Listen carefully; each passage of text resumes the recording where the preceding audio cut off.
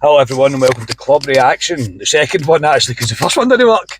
To Rangers 2, Servette 1 in the first leg of the third round of the UEFA Champions League qualifiers. I am Scott Carney, I'm with Ali Pearson. Ali, how are you? Very well. It's a win for Rangers, and that is a positive. That is a positive, yeah. Tonight's left me with a bit mixed feelings, if I'm not going to lie. The overriding feeling that I have right now is that it's a missed opportunity tonight for Rangers. I thought we could have put that tie to bed, but we will break it down as we get further into it. The starting 11 tonight was a much welcome sight, I think, for a lot of people. Butland, Tavernier, Goldson, Suter, Barisic, Raskin, Jack, Cantwell, Lammers, Danilo and Dessers. It was a sigh of relief, mate, when we seen it.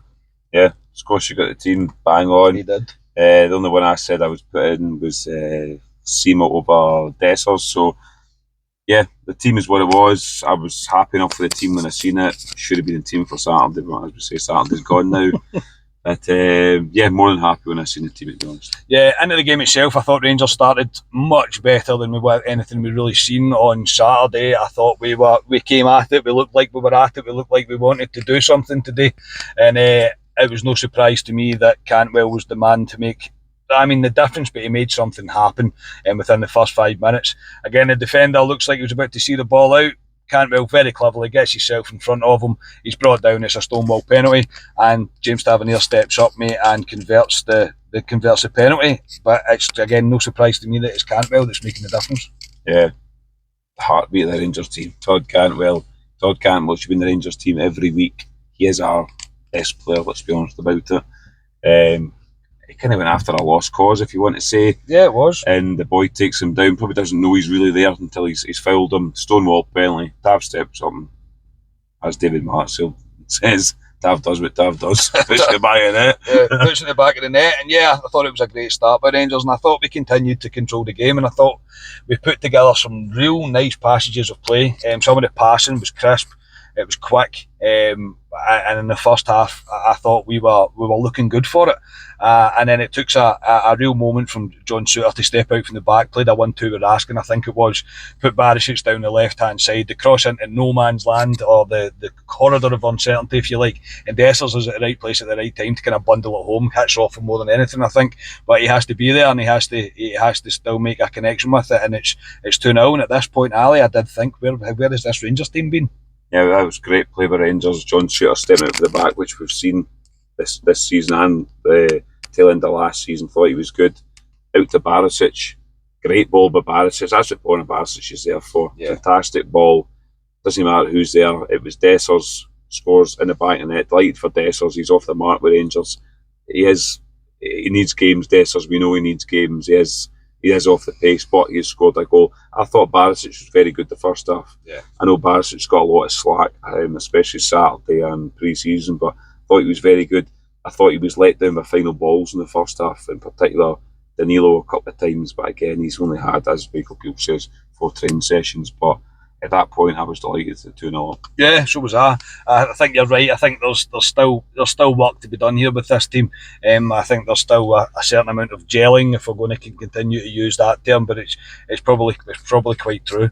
And then towards the end of the half, there was a free kick for Servette into the box. It kind of flicked off the head of Barisic, and I didn't see it at the time, but Servette players were calling for a penalty. The referee stopped the game at the next break of play and was holding the ball, and I did think, because of the amount of players that called for it, that it was going to be a penalty. Obviously, with the benefit of social media now, Ali, we see that it's a penalty and it's a handball from Dessers.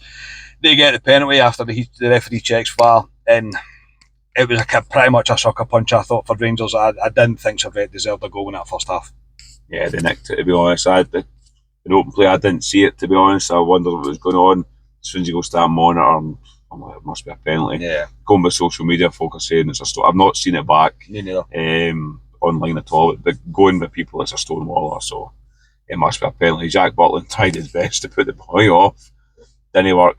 And he puts it away lovely. And it was a sucker punch for us at 2-1. But I'll be honest, kind of going to have to. I thought, we're better than Servette. We should go on and kick on and get 3-4 make it 3 or 4 at least. Yeah, I thought if we start the second half the way we started the first, I thought a goal would come, and I was feeling pretty confident about that. I wasn't too upset about what I'd seen in the first half, and I thought if we just continue the kind of the path that we're on, I thought we would do okay. Into the second half itself, Rangers didn't start the half very well at all. I didn't think we were great. I thought Servette were doing their best to try and get back into it, and we didn't really get a real control of the game. Then Servette are down to 10 men. A bit of a rash tackle, I would say. Kind of lunged in onto Cantwell when it was his second booking, and he was sent off. From then on, Rangers were very poor. I didn't think we had any sort of cutting edge at all. I thought we looked a wee bit. We looked like we'd dropped the tempo that we'd showed in the first half, and it all became a bit laboured, mate. And ultimately, it looked like we're probably not going to score here. Yeah, 11 men would have suited Rangers better in this game. Servette know how to play with 10 men. That's probably They true. played the Genk with 10 men. As soon as they went down to 10 men, the first thing I thought is they're just going to shuffle into shape here and they're just going to defend what they've got, and they did. And unfortunately, we struggled to break teams like this down, as we've seen against Kilmarnock and in pre-season. I just thought the final ball for us wasn't there, the final touch wasn't there. But again, we're playing a lot of players haven't played with each other, so we need to kind of sit back at times. I come out the ground, I was more disappointed because Rangers should have put the game to bed, and we didn't. The goalkeeper did have a few good saves as well, which we need to say. Yeah, the goalkeeper did. One in particular from Lammers was a great save. He did really well to get that round the post.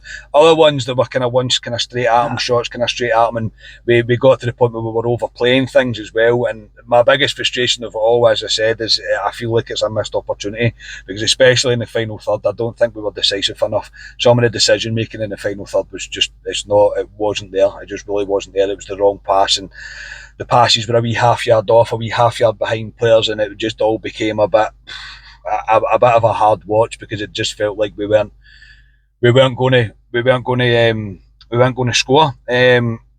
Ali, it's a win. It is a win. We're off to a win. We've got the first win of the actual season, so I suppose, mate, it is probably an opportunity missed, but realistically, we should have more than enough to go out there and see this tie through. Oh, of course. I mean, Servette are a half-decent team. They're decent. I mean, there's no mugs in these rounds of European competitions. They're a decent, well-organised team. But I've seen enough for Rangers, and I've seen enough for them that tells me we're better than them. Yeah. We should have enough to go out there. Yes, they'll have their crowd behind them. Yes, they'll probably play a bit different. They'll come at Rangers. It's about us the first 10, 15 minutes next week when we're out there.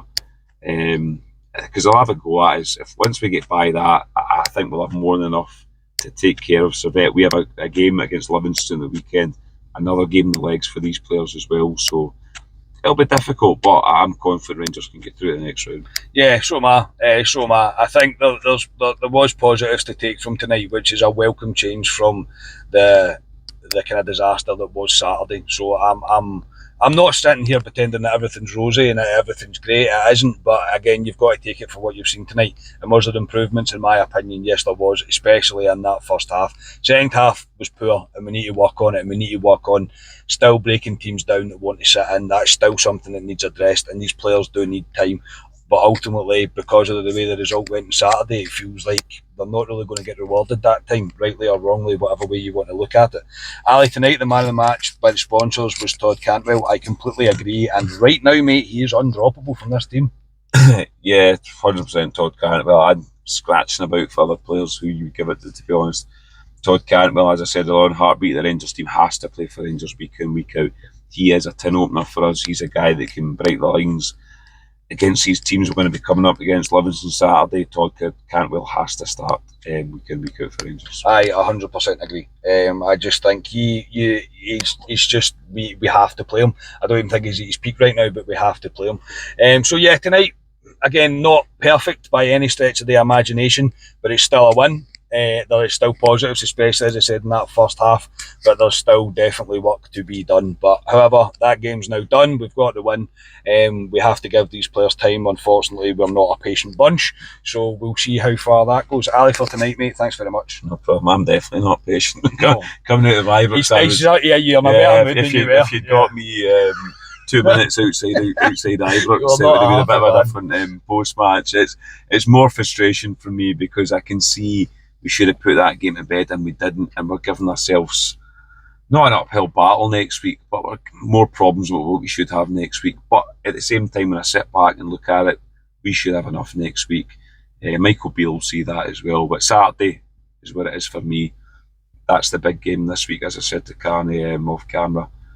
That'll show me where we are because we're playing against a stuffy Livingston team who got a 0-0 against the Sheep last weekend, so they'll be well organised. But yes, Saturday for me, and we'll motor on from there. Yeah, definitely. It is on to Saturday now, and that's the most important one. It is pretty critical that we get 3 points on Saturday for this league.